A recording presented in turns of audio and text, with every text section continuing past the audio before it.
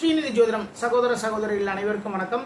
குரு பெயர்ச்சி அன்னைக்கு கும்பராசிக்காரர்கள் வந்து என்ன பண்ணா, குரு பகவானுக்கு நெய் விளக்கு போடுங்க.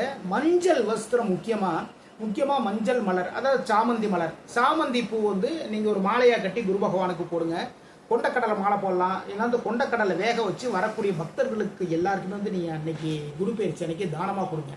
இதே மாதிரி பண்ணீங்கன்னா கும்பராசிக்காரர்களுக்கு வந்து வாழ்க்கையில் ஏற்றங்கள் மாற்றங்கள் எல்லாமே ஏற்படும். கும்பராசிக்கு 2ஆம் இடத்திற்கு லாபஸ்தானமான 11ஆம் இடத்திற்கு அதிபதி அவர் இப்போ 6ஆம் இடத்துல வந்து உச்சம் பெறுகின்றார்.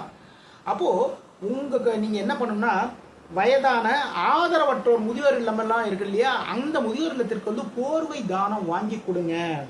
சரிங்களா? வேலை தேடுறவங்களுக்கு, வேலை தேடிட்டு இருக்காங்க, ஒரு இடத்துல வந்து வேலை தேடுறாங்க. நான் பல இடமா வேலை தேடிட்டே இருக்கேன், ஒரு இடத்துல வேலை பார்த்துட்டு இருக்கேன், கரெக்டான சம்பளம் கிடைக்கல, அதனால வேற இடத்துல வேலை பார்த்துட்டு இருக்கேன்னு சொல்லி வேலை தேடிட்டு இருக்காங்க இல்லையா, அவங்களுக்கு உங்களால் முடிந்த உதவிகள் எல்லாமே பண்ணுங்க. என்ன உதவி? இதுமாரி வந்து அவங்களுடைய தகுதிக்கு ஏற்ற மாதிரி நல்ல நல்ல சம்பளத்தில் கிடைக்கிற மாதிரியான ஒரு வேலை கிடைக்கிற மாதிரி இடம் வந்து உங்களுக்கு தெரியும். ஓகேவா? அதேமாரி தெரிய வரும்பொழுது அவர்களுக்கு வந்து நீங்கள் சொல்லி உதவிகள் பண்ணுங்க. இதுமாரி செஞ்சீங்கனாலே உங்களுடைய வாழ்க்கையில் மாற்றங்கள் ஏற்றங்கள் எல்லாமே ஏற்படும். வியாழக்கிழமை அன்னைக்கு குரு பகவானுக்கு வந்து ஒவ்வொரு வியாழக்கிழமை அன்னைக்கும் வந்து நீங்கள் என்ன பண்ணணும் அப்படின்னா, குரு பகவானுக்கு கொண்டக்கடலை மாலை போடுங்க. நெய் தீபம் ஏற்றி வழிபாடு பண்ணீங்க அப்படின்னா வாழ்க்கையில் மாற்றங்கள் ஏற்படும், பொருளாதாரத்தில் ஏற்றங்கள் ஏற்படும். மீண்டும் அடுத்த பதிவில் சந்திப்போம். நம்முடைய ஸ்ரீநிதி ஜோதிடம் சேனல் லைக் பண்ணுங்க, ஷேர் பண்ணுங்க, சப்ஸ்கிரைப் பண்ணுங்க. நான் உங்கள் ஜோதிடர் திருச்சேரை KP ராஜா வெங்கடேஷ். வாழ்க வளமுடன், வாழ்க நலமுடன்.